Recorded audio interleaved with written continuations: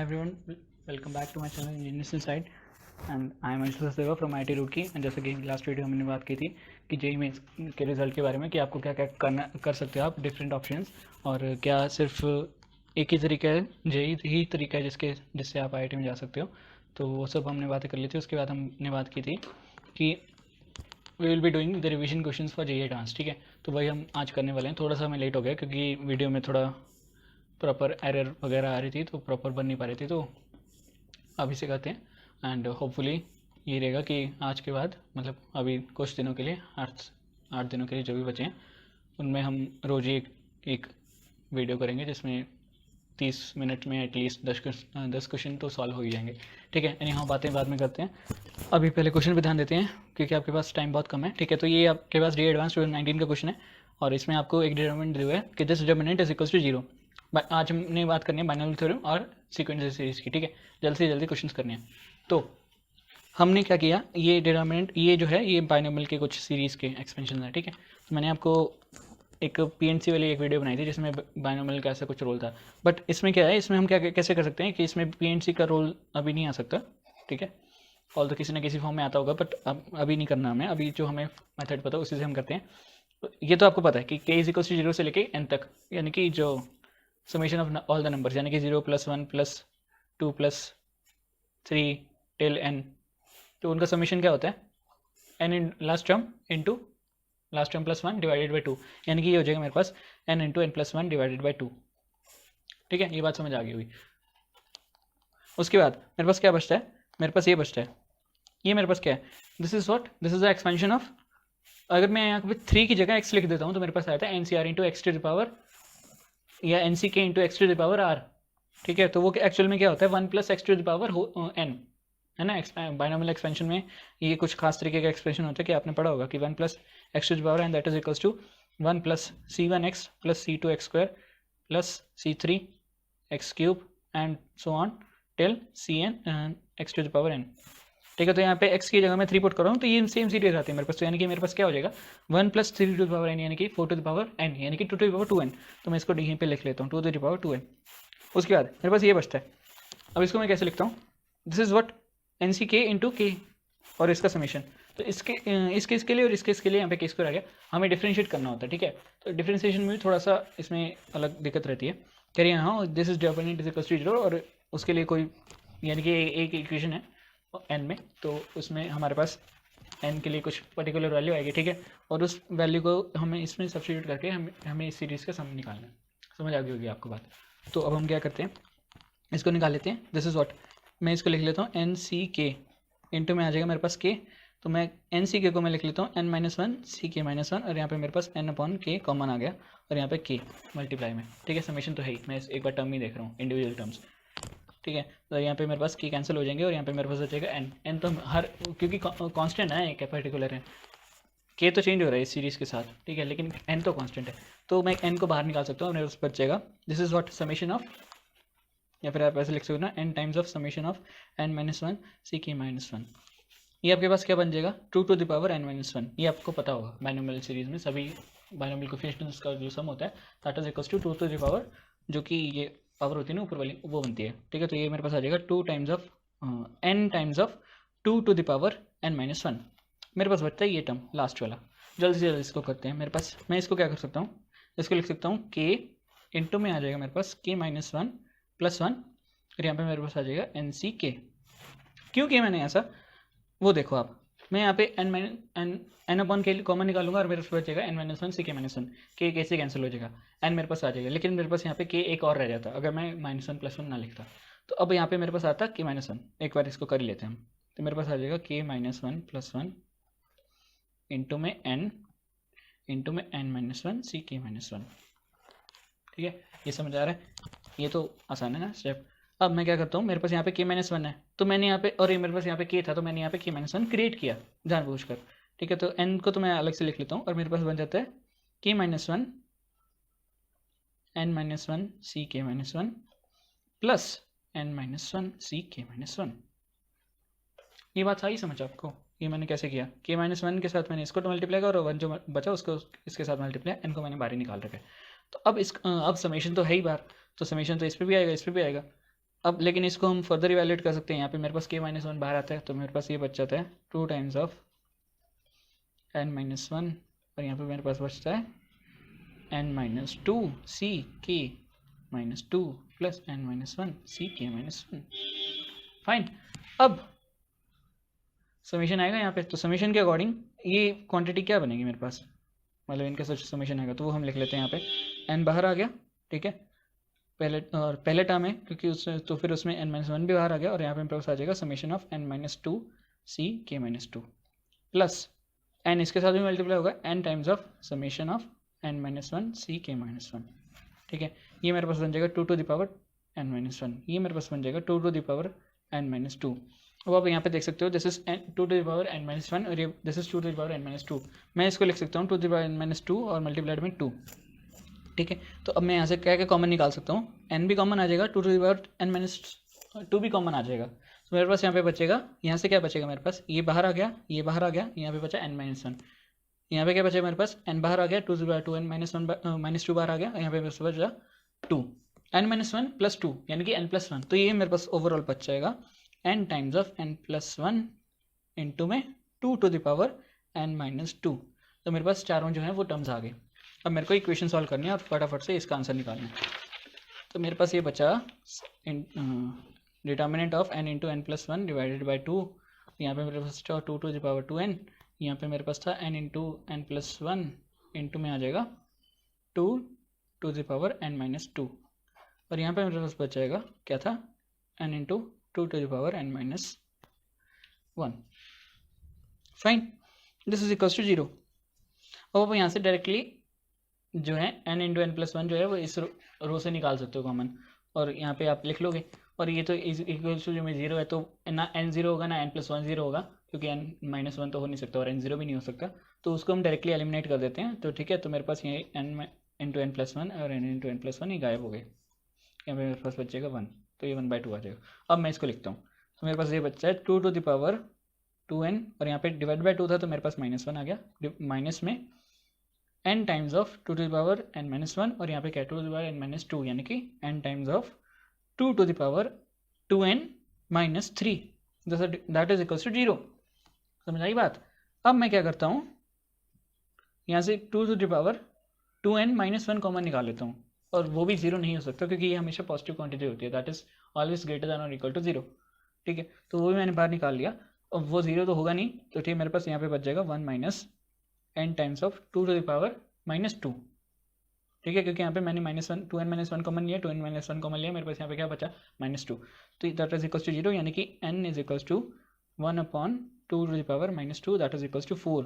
n की value मेरे पास आ गई 4। अब मेरे को क्या करना है, summation of 1 upon k plus one into में आ जाएगा एन सी के, इज रेंजिंग फ्रॉम 0 टू 1। अच्छा, यहाँ पे आप एक चीज़ ध्यान रखनी है, वो मैं बताता हूँ क्या करना है।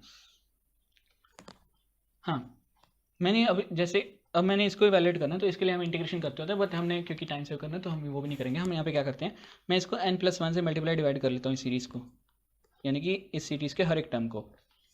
ठीक है, क्योंकि ये जनरल टर्म है तो हर एक टर्म को रिप्रेजेंट करता है।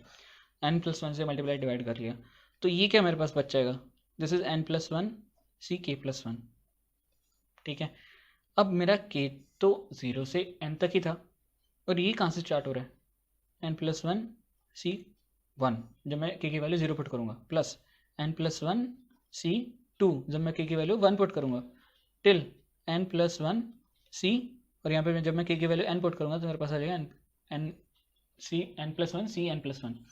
तो यहाँ पे बाइनोमियल कोफिशिएंट, सभी बाइनोमियल कोफिशिएंट्स का जो सम होता है वो होता है 2 to the power n plus one, यानी कि जो ऊपर वाली पावर होती है, जो ऊपर वाला जो सुपरस्क्रिप्ट होती है। बट यहाँ पे तो मेरे पास 0 वाला जो टर्म ही नहीं आया, तो कुछ नहीं, हम फिर ऐड कर देते हैं और सब्ट्रैक्ट कर देते हैं। ठीक है, वो तो सिंपल है। तो ये मेरे पास बन जाएगा 2 to the power n plus one, और यहाँ पे एन सी कोई भी KC0 या फिर RC0 क्या होता है 1, तो दिस इज 1, तो ये मेरे पास बच जाएगा। और यहाँ पे 1 अपॉन n प्लस वन भी है, तो that is equals to 1 upon n plus one multiplied में 2 to the power n plus one minus one. n की वैल्यू मेरे को पता है 4 है, तो मैं यहाँ पे पुट कर दूंगा, ये मेरे पास आ जाएगा 1/5 इंटू में 2 टू द पावर 5 यानी कि 32, 32 माइनस वन यानी कि 31, ये मेरे पास बचेगा 6.2। 2019 में इसी तरीके के क्वेश्चन आए थे जिसमें आंसर ही बड़े वियर्ड से आ रहे थे। 6.2 मेरे को आंसर है, ये आंसर है एक्चुअल में इस क्वेश्चन का। ठीक है, तो चलो हम नेक्स्ट क्वेश्चन पे आते हैं। नेक्स्ट क्वेश्चन जो है इट इज़ फ्रॉम एडवांस 2018। ये क्वेश्चन भी थोड़ा सा टेढ़ा है अगर आप इसको ध्यान से नहीं देखते तो। इसमें कैलकुलेशंस भी थोड़े डिफरेंट हैं। It is given to me that x is equals to 10c1 whole square plus 2 times of 10c2 whole square plus 3 times of 10c3 whole square and so on. ठीक है, टिल 10c10। फाइन।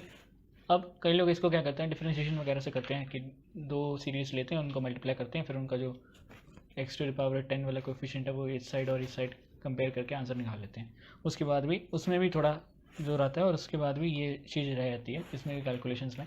तो ये वही patience वाली बात है और ये टाइम सेविंग वाली बात है कि आप इसको क्वेश्चन को कैसे करते हो।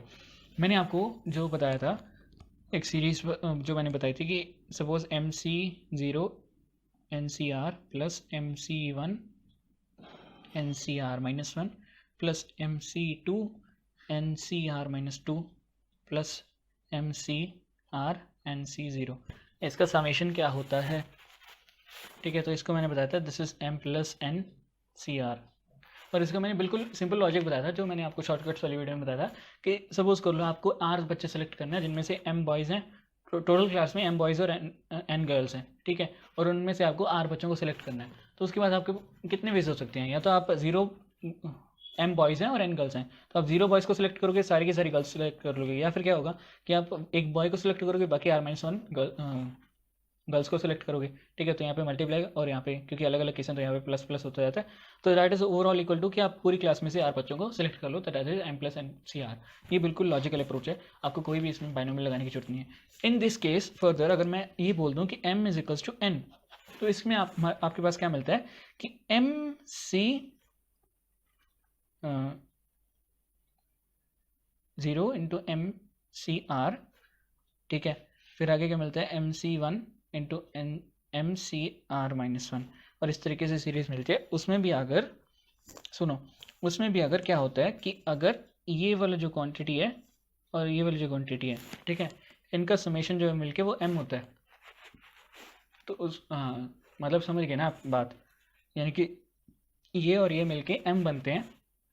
इन अदर वर्ड्स में बताऊं तो ये MC0 MCM, ठीक है, प्लस MC1 MCM -1 और इस तरीके से।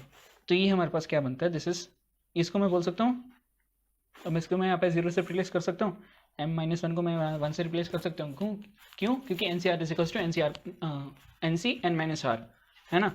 तो ये मेरे पास बन जाता है MC0 का स्क्वायर फिर MC1 का स्क्वायर फिर MC2 का स्क्वायर और इस तरीके से। ठीक है, तो ये समेशन हमारे पास बनता है M और M इक्वल है। ठीक है, तो मेरे पास आ जाता है 2M और यहाँ पे R जो है वो क्या है, M है। ठीक है ना, इन दोनों का सम जो है वो है। तो यहाँ पे मेरे पास बन जाता है 2MCM। फाइन। अब ये क्वेश्चन करते हैं। अब इस क्वेश्चन में हमारे पास ये तो था, इसके अलावा ये भी आ गए, तो डरना तो बिल्कुल है नहीं। आपको क्या करना है, इस तरीके से इस सीरीज़ को लिख लो, 2 बार लिखना है इस सीरीज़ को, और अगर आपको शायद समझ आ गई, एक बार हम इसको उल्टा लिखेंगे और फिर ऐड करेंगे तो हमारे पास यहाँ पे बच जाएगा 2x और यहाँ पे हमारे पास जो ये जो है ना कोएफिशिएंट्स 2 3 ये सारे सेम बन जाएंगे सभी टर्म्स के। देखो आप कैसे होता है, मैं लास्ट वाले को अलग लिख लेता हूँ, या फिर मैं ऐसे करता हूँ कि मैं यहाँ पे 10c0 ऐड कर लेता हूँ। ठीक है, और यहाँ पे मैं लिख लेता हूँ 0 टाइम्स ऑफ 10c0 प्लस 1 times of 10c1 whole square plus 2 times of 10c2 whole square plus plus plus plus plus plus 10 times of 10c10 whole square. Similarly मैं यहाँ पे लिख लेता हूँ, इसको उल्टा करके लिखते हैं अब, 10 times of 10c10 whole square plus 9 times of 10c9 whole square. क्योंकि यहाँ पे 10 था तो यहाँ पिछला वाला टर्म तो 9 होगा ना, सिमिलरली यहाँ पे 8 होगा, 10c8 whole square and so on. तो यहाँ पे मेरे पास क्या लास्ट में क्या आएगा, 0 times of 10c0 whole square. अब मुझे बताओ 10c0 और 10c10 सेम होते हैं, 10c1 और 10c9 सेम होते हैं ना, NCR is equals to NCN -R, तो ये सेम होंगे टर्म्स। तो मैं जब इसको ऐड करूँगा तो यहाँ पे तो मेरे पास बन जाएगा 2x। ठीक है, और यहाँ पे मेरे पास क्या बन जाएगा, ये दोनों कॉमन होंगे ना, तो मेरे पास बन जाएगा 10 + 0 टाइम्स ऑफ ये सेम क्वांटिटी, तो यानी कि 10 टाइम्स ऑफ 10 का होल स्क्वायर, या फिर इसको 10c0 का होल स्क्वायर बोल दो। सिमिलरली यहाँ पे मेरे पास ये और ये टर्म सेम है, तो मेरे पास 1 और 9 ऐड हो जाएंगे, तो मेरे पास बन जाएगा 10 टाइम्स ऑफ 10c1 का स्क्वायर। तो ये पूरा एक मेरे पास सीरीज बन जाएगी 10c0 whole square plus 10c1 whole square plus 10c2 whole square, and last में मेरे पास आ जाएगा, यहाँ पे क्या आ जाएगा, 10 तो मेरे पास कॉमन आ ही चुका है, तो मेरे पास आ जाएगा 10c10 होल स्क्वायर। अब यहाँ पे आप ये वाला रूल लगाओ कि this is what 2 times of m और cm, यानी कि 2 टाइम्स ऑफ 10c10 यानी कि 20c10। सो मेरे पास बच जाता है ये 2x is equals to 10 times of 20c10, या फिर उसको आप ऐसे भी लिख सकते हो कि दिस इज इक्वल्स टू 20/10 मैंने निकाल लिया यहाँ पे, ठीक है। तो मेरे पास यहाँ पे बचेगा 19c9, और ये मेरे पास 20/10 क्या होगा 2, तो 2 को मैं यहाँ से x से कैंसिल कर सकता हूँ, मेरे पास बच जाएगा ये 10 टाइम्स ऑफ 19c9। अभी क्वेश्चन पूरा नहीं हुआ, अभी हमें ये निकालना है। अब इसमें हमारे कैलकुलेशंस में जोड़ आएगा, तो वो हम करते हैं। मेरे पास है 1/1430 टाइम्स ऑफ x क्या है मेरे पास, वापस देख लेते हैं। x मेरे पास क्या है 2, मेरे पास कैंसिल हो गया ना, तो अरे ये यहाँ से नहीं है, x is equals to 10 times of 19c9, ठीक है। तो मेरे पास बच जाएगा 10 टाइम्स ऑफ 19c9। अब 19c9 को मैंने लिखना पड़ेगा पूरा, ये मैं कैलकुलेशन बता रहे थे यहाँ पे, ये इतने गंदे वाली होने वाली है। 19 18 इंटू 17 16 15 14 13 12 11, और यहाँ पे मेरे पास बचेगा 9 8 7 6 5 4 3 2 1, तो आएगा ये यहाँ से कैंसिल हुआ। 143 आपको पता ही है 11 इंटू 13 होता है, आपको दिख ही रहा होगा, यहाँ पे 13 और यहाँ पे 13, तो ये 11 से मल्टीप्लाई करने का ये तरीका होता है, वैसे आपको पता ही होगा। तो ये दिस इज 11 इंटू 13, तो मेरे पास ये किससे कैंसिल हो जाएगा 13 से 11 से। उसके बाद मेरे को यहाँ पे नीचे वाले टर्म्स से कैंसिल वगैरह करना होगा, ठीक है। तो ये मेरे पास बन जाएगा, सपोज मैं 12 को कैंसिल करता हूँ, तो मेरे पास क्या बचे हैं 4 और 2। सिमिलरली मेरे पास 5 और 3 से क्या 15 कैंसिल हो जाता है, ठीक है। उसके बाद मेरे पास 7 और 4 है, और यहाँ पे क्या है 14 है, तो मेरे पास यहाँ पे ये कैंसिल होगा, और मेरे पास यहाँ पे 2 बच जाएगा। अभी मेरे पास खत्म नहीं हुआ, 2 और 8, तो 2 और 8 से 16 कैंसिल हो जाता है, थोड़ा अच्छा खासा कैंसिलेशन हो गया। और 9 से मेरे पास क्या कैंसिल हो जाता है 18, तो मेरे पास यहाँ पे बचेगा 2। तो this is overall equal to 2 times of 19 into 17। अब 19 इंटू 17 आप कैलकुलेट करना चाहो कर लो, या फिर इसको आप ऐसे लिख सकते हो कि दिस इज 18 का स्क्वायर माइनस 1, पता चल गया होगा। 18 + 1 18 - 1 ए प्लस बी माइनस बी ए स्क्वायर माइनस बी स्क्वायर, तो यहाँ पे हो जाएगा 18 का स्क्वायर माइनस 1, ठीक है। तो ये मेरे पास क्या आ जाएगा 18 का स्क्वायर, आपको पता है क्या होता है 340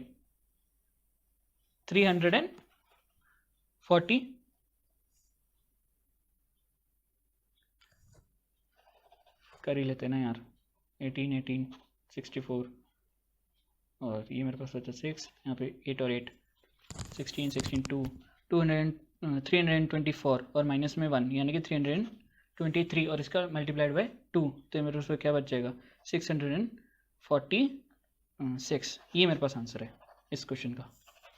चलो नेक्स्ट क्वेश्चन पे आते हैं। हाँ, ये भी एक अच्छा क्वेश्चन है। Let m be the positive integer such that the coefficient of x square in the expansion of this is this. Okay, x square का कोएफिशिएंट इन दिस सीरीज, तो यहाँ पे मेरे पास यहाँ से मेरे को एक्स स्क्वायर का कोएफिशिएंट निकालना है, यहाँ से निकालना है, यहाँ से निकालना है, हर एक से निकालना है, and that is equals to this. तो यहाँ पे 2 वेरिएबल्स आ गए ना मेरे पास, एक n आ गया और एक m आ गया और एक n आ गया। For some positive integer n, then what is the value of n। कोई बात नहीं, करते हैं जी, एडवांस 2016 का क्वेश्चन है, कर लेते हैं। एक्स स्क्वायर का कोएफिशिएंट यहाँ से कितना आएगा, यहाँ पे बचेगा मेरे पास 1 + 2x + x स्क्वायर, तो यानी कि उसको मैं क्या भी लिख सकता हूँ 2c2। सिमिलरली यहाँ पे मेरे पास क्या आता है 1 प्लस, आपको पता होगा ना 1 + c1x + c2x स्क्वायर, तो मेरे पास हो जाएगा प्लस में 3c2। सिमिलरली अब आप 1 + x का एक्सपेंशन तो जानते हो, तो उसमें 1 + x का whole to the power n क्या होता है यार 1 + c1x + c2x स्क्वायर, ये पता होगा ना आपको, प्लस एंड सो ऑन चलता रहता है। तो मेरे पास एक्स स्क्वायर का कोएफिशिएंट क्या है हमेशा c2 है, और बस ये n हर बार चेंज हो रहा है, तो मेरे पास क्या आ जाएगा 4c2 + 5c2 plus so on till यहाँ पे कितना है 49c2 प्लस में मेरे पास अब यहाँ पे दिक्कत आ गई, मेरे पास यहाँ पे m है तो m मल्टीप्लाई होगा तो वो कितना हो गया, यहाँ पे एक्स स्क्वायर था तो यहाँ पे एम एक्स है तो यहाँ पे क्या हो जाएगा एम स्क्वायर एक्स स्क्वायर, तो मेरे पास आ जाएगा एम स्क्वायर और यहाँ पे 50c2। ठीक है, अभी इस सीरीज़ का आप जानते हो इसको कैसे करना होता है सॉल्व, इसको आप क्या लिख लेते हो 3c3, तो ये दोनों मिलके क्या बन जाते हैं NCR -1, तो ये क्या बनता है n+1 CR this equals to 4c3। या फिर इन फॉर्मूला याद नहीं करना, डायरेक्टली मैं बताता हूँ। इस सीरीज़ में क्या होता है कि इन दोनों में 1 का डिफरेंस होता है, यहाँ पे जरूरी नहीं है यहाँ पे 3 हो, यहाँ पे 2 और 1 भी हो सकते थे, फ़र्क नहीं पड़ता। और ऊपर वाला जो है ना वो सेम होना चाहिए, ऊपर वाले दोनों सेम होना चाहिए और इनमें 1 का डिफरेंस होना चाहिए। तो इनका समेशन क्या निकल के आता है, अगर ये दोनों ऐड हो रही हो तो ऊपर वाले टर्म को आप 1 से इंक्रीज़ कर दो, यहाँ पे पास आ गया 4 और नीचे वाले में से जो बड़ा है उसको लिख लो तो वो हो जाएगा 4c3।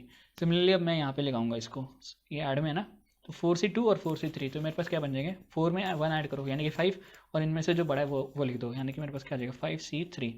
सिमिलरली अब यहाँ पे लगाऊंगा, अभी यहाँ पे आगे चलता जाएगा, तो यहाँ पे मेरे पास लास्ट में क्या बचता है 49c3 प्लस में, तो ये मेरे पास क्या बन जाता है 50c3 और यहाँ पे मेरे पास प्लस में क्या है m² 50c2 that is equals to 3n+1 times of 51c3। अब हम क्या करते हैं, मेरे को यहाँ पे 51c3 दिख रहा है और इंटू में 1 दिख रहा है और 3 ये सब दिख रहा है। अब आप बोल सकते हो कि मैं 50c3 plus 50c2 is equals to 51c3 बोल सकता हूँ, तो मैं m² को 1 ले लेता हूँ और 3n+1 को भी 1 ले लेता हूँ। नहीं, ऐसा नहीं करना। क्यों? क्योंकि यहाँ पे 2 वेरिएबल्स हैं, तो आप 2 वेरिएबल्स में 2 इक्वेशंस को कंपेयर नहीं कर सकते। 2 इक्वेशंस कौन सी कि 50c3 plus 50c2 that is equals to 51c3। इन दोनों को 2 इक्वेशंस है ना, इन दोनों को आप 2 वेरिएबल्स हैं तो कंपैरिजन से आप नहीं कर सकते। ठीक है, तो आप इसको सॉल्व करो।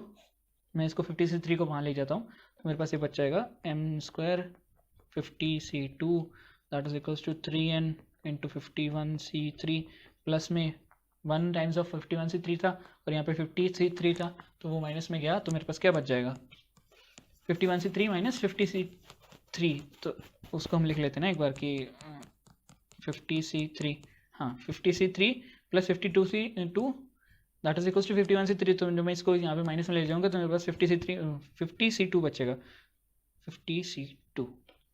ओके, अब इसको हम यहाँ ले आते हैं तो ये मेरे पास बचा m² -1 50c2 that is equals to 3n 51c3, तो मैं 51 और 3 को बाहर निकाल लेता हूँ, मेरे पास बच जाएगा 50c2। अब आप 50c2 और 50c2 कैंसिल हो ही सकते हैं क्योंकि जीरो तो हो नहीं सकते, आपको लिमिट्स में पता ही होगा कि हम 2 क्वांटिटीज़ को तो अभी कैंसिल करते हैं जब वो जीरो नहीं होती।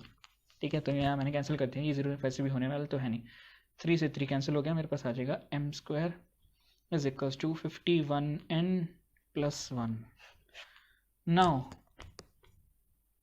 मेरे को दे दिया m be the smallest positive integer, जिसके लिए इसका कोएफिशिएंट ये आता है for some positive integer n, तो यानी कि n भी पॉजिटिव इंटीजर है और m भी पॉजिटिव इंटीजर है। एंड अच्छी बात ये है कि m स्मॉलेस्ट है। ठीक है, then what is the value of n। अब मैं यहाँ पे m² यहाँ क्वांटिटी बन रही है मेरी, तो ये कुछ स्क्वायर्ड क्वांटिटी आएगी ना। ठीक है, पॉजिटिव इंटीजर तो किसी पॉजिटिव इंटीजर का ही स्क्वायर आएगा, यानी कि 1 हो गया, 4 हो गया, 9 हो गया, 16 हो गया, इस तरीके से कुछ। ठीक है, और यहाँ पे क्योंकि 51 से ही शुरू है, 51 से n+1 है, तो मैं n की वैल्यू 1 से पुट करूँगा, 2 पुट करूँगा, 3 पुट करूँगा, इस तरीके से। तो 1 4 9 16 तो नहीं आएंगे, उससे बड़े वाले आएंगे 64 या फिर है ना 81 या 100, कुछ भी ऐसे आ सकते हैं, अभी नहीं पता, हम कैलकुलेट करके देखते हैं। तो अब मेरे पास n की वैल्यूज मैं पुट करके देखते जाता हूँ, जब जहाँ मेरे को स्क्वायर क्वांटिटी मिल जाएगी वो मिनिमम वैल्यू ऑफ n के लिए हम m के लिए हम हमारे n की वैल्यू आ जाएगी। n की वैल्यू हमसे पूछी है, m नहीं पूछा, n पूछा है, ये ध्यान रखना। तो 51 टाइम्स ऑफ 1 + 1 यानी कि 52 नहीं होता। देन हम अब मैं वो करता हूँ 102 + 1 यानी कि 103, वो भी नहीं होता। तो फिर मैं क्या करता हूँ 153 + 1 यानी कि 154, वो भी नहीं है। तो n = 1 2 3 तो कैंसिल ही हो गए। उसके बाद मैं 4 से मल्टीप्लाई करता हूँ तो मेरे पास आ जाता है 204 1 + 1 205, वो भी नहीं होता। 205 से मल्टीप्लाई करता हूँ तो मेरे पास है 255 और प्लस में 1 256। हाँ, ये एक स्क्वायर क्वांटिटी है, ये 16 का स्क्वायर होता है। तो मेरे पास आंसर आ जाएगा कि n की वैल्यू जो है वो 5 है और m की वैल्यू जो है वो 16 है। आपसे पूछा क्या है n की वैल्यू, तो मेरे पास आंसर हो जाएगा 5। नेक्स्ट क्वेश्चन, ये भी एक बड़ा अच्छा क्वेश्चन है, मेरे को बहुत अच्छा लगता है। ये 2015 का क्वेश्चन है। इसमें क्या दिए रहे हमें, 1 + x into 1 + x² plus 1 + x³ और ये आगे तक x⁻100 तक चलती जा रही है series. Coefficient of x⁻9। Interesting question. मैं आपको इसमें एक और अच्छी चीज़ बताऊं, अगर आपने बायनॉमियल थ्योरम का प्रूफ देखा है, इंडक्शन वाला नहीं, इंडक्शन वाला बकवास प्रूफ होता है, अगर आपने बायनॉमियल का प्रॉपर प्रूफ देखा कि हाँ ये प्रूफ कैसे होती है, तो आपको ये क्वेश्चन बहुत इंटरेस्टिंग लगेगा, बहुत मज़ेदार लगेगा और ये लगेगा कि ये तो आसान क्वेश्चन है। अगर आपने नहीं देखा तो भी ठीक है, जो लॉजिक मैं बताने जा रहा हूँ उससे आप समझ लोगे। x⁻9 कैसे बनेगा, पहले ये बताओ, ये जो सीरीज़ है आप इसको एक्सपैंड कैसे करते हो, मल्टीप्लाई वगैरह करके ना, कि पहले इसको इससे मल्टीप्लाई किया, फिर यहाँ पे मेरे पास कुछ टर्म्स बचेंगे, फिर उनको आगे फर्दर मल्टीप्लाई किया, फिर मतलब मल्टीप्लाई करता गया तो मेरे पास एक कुछ टर्म्स आ जाएंगे। ठीक है, अब मेरे को चाहिए x⁻9, तो उसके लिए सपोज मेरे को चाहिए होता है x3, मेरे को चाहिए होता है x3, क्योंकि वो जो सीरीज़ आएगी ना उसमें बहुत सारे टर्म्स होंगे, तो उसमें x3 का भी कोएफिशिएंट होगा, x3 का भी टर्म होगा, x² का भी टर्म होगा, x⁻11 का भी टर्म होगा, सारे होंगे ना। तो मेरे को चाहिए x³ का टर्म, तो वो मेरे को कैसे मिलेगा कि यहाँ से मेरे पास x³ है जो वो बाकी सारे जितने भी 1 थे ना उनसे मल्टीप्लाई हुआ, यहाँ पे भी 1 ही होगा ना, 1 + x⁻4, तो उन सभी 1 से मल्टीप्लाई होगा, लेकिन यहाँ पे x⁻³ से मल्टीप्लाई होगा, तो ये जो टर्म बनता है वो बनता है x3। सिमिलरली यहाँ पे एक केस और भी हो सकता था कि मेरे पास x ये वाला टर्म इससे मल्टीप्लाई हो जाता और आगे जितने भी 1 बचे हैं उनसे मल्टीप्लिकेशन मेरा हो जाता, तो मेरे को बचा x⁻1 + x⁻1 + 2 वो बन जाता है x3, और मल्टीप्लाई में 1 है तो मेरे पास उस तरीके से भी x3 आ सकता था। मेरे पास अब केस है x⁻9 का, तो 9 को मैं कैसे लिख सकता हूँ, पावर्स ऐड होंगी ना, तो उस तरीके से मैं क्या लिख सकता हूँ, या तो मेरे पास x हो, x के लिए मेरे को किससे मल्टीप्लाई करना होगा, x⁸ से। ठीक है, तो इसको मैं लिख सकता हूँ 1 + 8। 1 + 8 को लिखा कि 1 वाले से और 8 वाले से मल्टीप्लाई होगा, बाकी सारे 1 आ जाएंगे, 1 मल्टीप्लिकेशन में आ जाएंगे। उसके अलावा मैं इसको क्या लिख सकता हूँ, 2 + 7, यानी कि x² जो है वो x⁻7 वाले फैक्टर से मल्टीप्लाई हो और बाकी सारे 1 से मल्टीप्लाई हो जाए। सिमिलरली मेरे पास मैं इसको लिख सकता हूँ, अब आप समझ आ गया होगा आपको क्या करना है। 3 + 6, 4 + 5, 5 + 4 नहीं लिख सकते। क्यों नहीं लिख सकते, क्योंकि यहाँ पे x⁻5 है, वो यहाँ पे x⁻4 से मल्टीप्लाई होगा, तो वो तो पहले ही हो चुके हैं ना कि x⁻4 और 5 से मल्टीप्लाई हो चुके हैं, तो इनको वापस थोड़ा ना करेंगे, ये टर्म्स रिपीट थोड़ा ना होते हैं। ठीक है, मतलब मल्टीप्लिकेशन ऐसे थोड़ी करते हो कि आप पहले इसको मल्टीप्लाई कर लिया, अच्छा अब तो इसको भी मल्टीप्लाई ऐसे भी करना है, नहीं, मल्टीप्लिकेशन तो यार कॉम्पिटेटिव होता है। ठीक है, तो ये सारे हो गए और ये सभी 1 से मल्टीप्लाई हो रहे हैं, तो इनका कोफिशिएंट क्या आ जाएगा, 1 1 1 1। कई लोग इसका आंसर कराएंगे 1 + 1 + 1 + 1 दैट इज़ 4, नहीं, that is not the answer. क्यों, क्योंकि ये 3 टर्म्स में मल्टीप्लाई हो सकता है, 4 से हो सकता है कि नहीं वो भी चेक करते हैं, लेकिन 3 वाले में देखते हैं। मैं यहाँ पे ले लेता हूँ 1 प्लस मिनिमम से स्टार्ट करते हैं 2, तो ये 3 हो गया। अब मेरे को 9 बनाना है, तो यहाँ पे क्या आ जाएगा मेरे पास 6 है ना, ये हो सकता है। दूसरा केस 1 + 3 4 बन गया, और यहाँ पे मेरे को क्या चाहिए 5, 5 से भी हो सकता है। 1 + 4, ठीक है, और ये मेरे पास क्या आ जाएगा, यहाँ 5 बन गया, तो मेरे को क्या चाहिए 4। अब 4 तो बन नहीं सकता, क्यों, क्योंकि 4 ऑलरेडी आ चुके हैं, तो ये वाला केस कैंसिल। तो अब कोई और केस देखते हैं। मैंने 1 से स्टार्ट किया था, अब 2 से स्टार्ट करते हैं। 2 + व्हाट, 2 को मैं स्टार्ट किया, तो मेरे पास अब क्या बनता है, 1 तो ले नहीं सकता मैं, क्योंकि 1 अगर लूँगा तो मेरे पास ऑटोमेटिकली 6 आ जाएगा, वो केस तो मेरे पास ऑलरेडी आ चुके हैं। 2 भी ले सकता हूँ, 3 ले दे के देख सकता हूँ। 3 मैंने लिया तो मेरे पास आ जाएगा, मेरे को 5 चाहिए, और सॉरी ये 5 बन गया, तो मेरे को 4 चाहिए, और तो मैं 4 ले लेता हूँ। हाँ, ये केस भी हो सकता है। अच्छा, अब मैं 2 + 5 करता हूँ, तो मेरे पास क्या बन जाएगा, 2 + 5 यानी कि 7, और मल्टीप्लाई में अब मेरे को 2 और चाहिए, तो वो तो हो नहीं सकता, क्योंकि 2 + 5 + 2 तो मैं कर ही नहीं सकता ना, क्योंकि 2 और 2 रिपीट हो गए, तो वो भी नहीं कर सकता, तो यहाँ पे भी केस खत्म हो जाते हैं। ठीक है, और 2 + 6 भी नहीं कर सकता, क्यों, क्योंकि यहाँ पे ये 2 + 6 वाला केस आ ही चुका है, तो 1 ऑलरेडी। ठीक है, ये एक एक चीज़ ध्यान से आपको करनी होती है, मतलब कैलकुलेशंस में इसका ध्यान रखना होता है। उसके बाद 2 + 7 भी नहीं कर सकता, क्यों, क्योंकि वो यहाँ पे आ चुका है। तो मैं 3 से स्टार्ट करता हूँ, 3 में अब 1 और 2 को तो लेंगे ही नहीं, क्योंकि मैं उसमें पहले वाले ही सारे केस कंसिडर कर चुका हूँ। तो मैं 3+4 ले के देख सकता हूँ। 3+4 यहाँ पे नहीं ले सकता क्योंकि ये ऑलरेडी आ चुका है। 3+5 भी नहीं ले सकता, क्यों? क्योंकि वो यहाँ पे आ चुके हैं। 3+6 भी नहीं ले सकता, क्यों? क्योंकि वो यहाँ पे आ चुके हैं। समझ रहे हो? तो मेरे पास कितने केस बच गए? 1, 2 और 3। ठीक है, ये बात समझ आ गई होगी, है ना? वन मोर थिंग जो कि हमने ध्यान नहीं दी, यहाँ पे मैं अगर सभी 1 को मल्टीप्लाई कर दूँ और x⁹9 वाले से मल्टीप्लाई कर दूँ, तो इसको मैं यूँ भी लिख सकता हूँ कि दिस इज 0 + 9, है ना? -1 + 10 ये लिख सकते, क्योंकि -1 वाला कोएफिशिएंट ही नहीं है ना?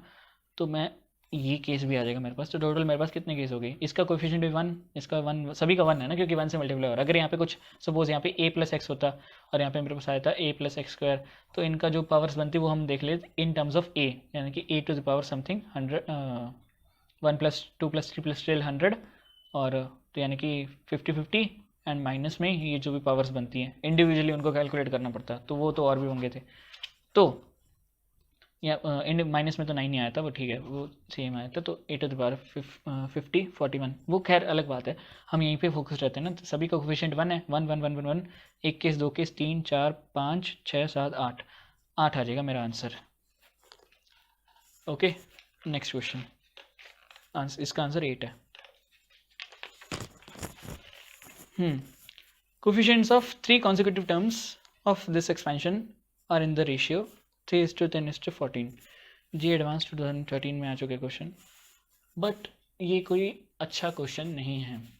मतलब अच्छा क्वेश्चन है नो डाउट, लेकिन इससे आपको इतना डरना चाहिए, ना ही हैरान होना चाहिए। द रीज़न बीइंग, ये ऐसे सेम पैटर्न के क्वेश्चन जो हैं वो NCERT में हैं।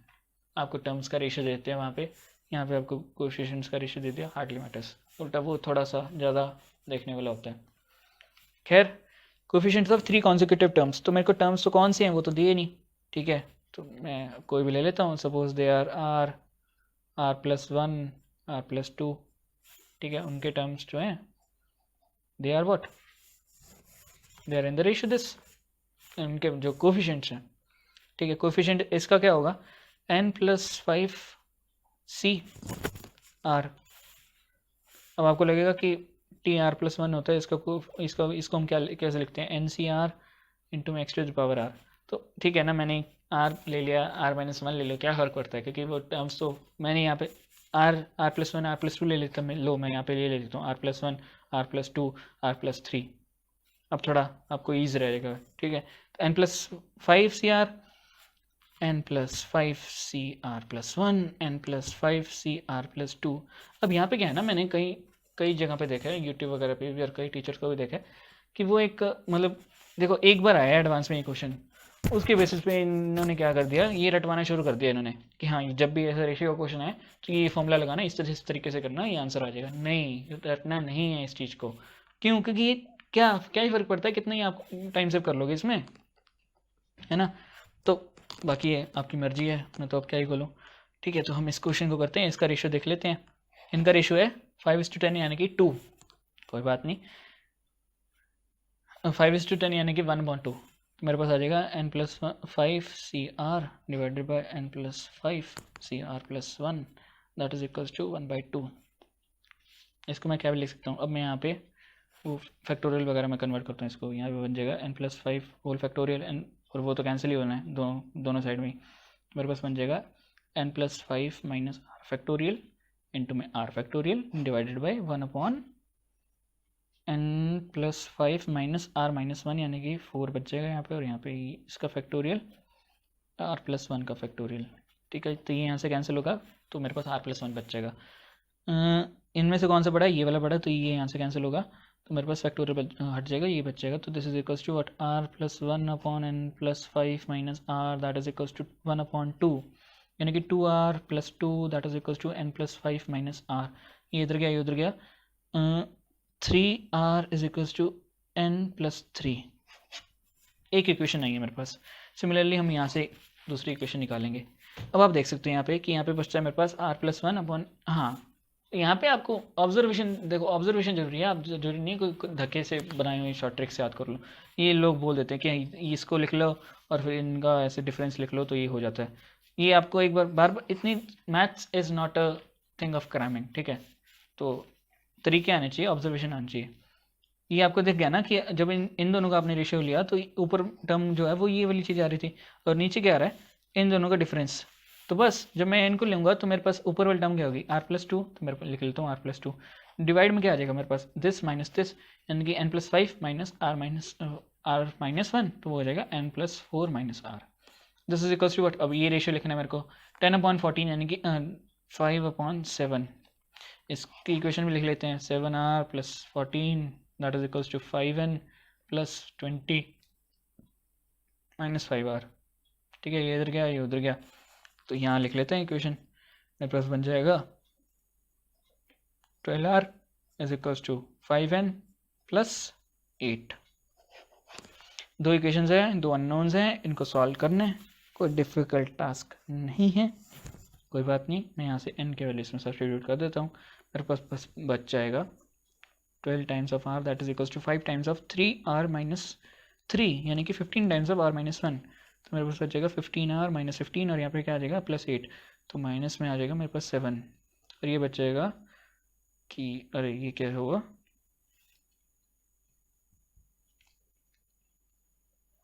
यार ही थोड़ा अजीब सा आ रहा है ना।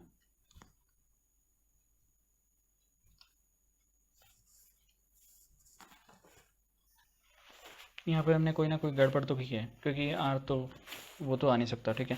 तो एक बार कैलकुलेशन ये वाली वापस चेक कर लेते हैं, ये वाली इक्वेशन तो मेरे को कोई दिक्कत नहीं मिली। इसमें देखते हैं 7r+14 ये लिख लिया, ठीक है। 5n+20 माइनस 5r, ये भी सही है।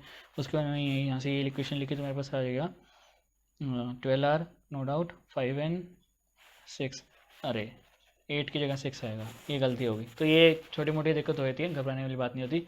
जल्दी जल्दी आपको एक बार क्विक वे में देखना होता है। आपको अपने आप के ऊपर कॉन्फिडेंस रखना है कि आपको सब चीज़ें आती है, घबराओ तो मत, ठीक है। पेपर आपसे बड़ा तो हो नहीं सकता, आपके दिमाग से बड़ा तो हो नहीं सकता, ऑफ कोर्स, ठीक है।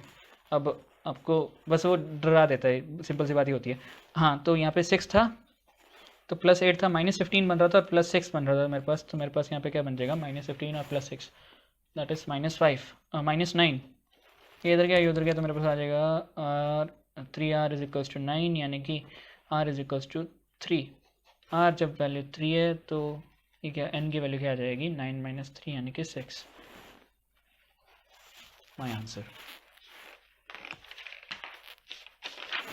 बाय नॉर्मल में इतने क्वेश्चंस काफ़ी हैं, मोर देन एनफ है। सॉरी, थोड़ा कैमरा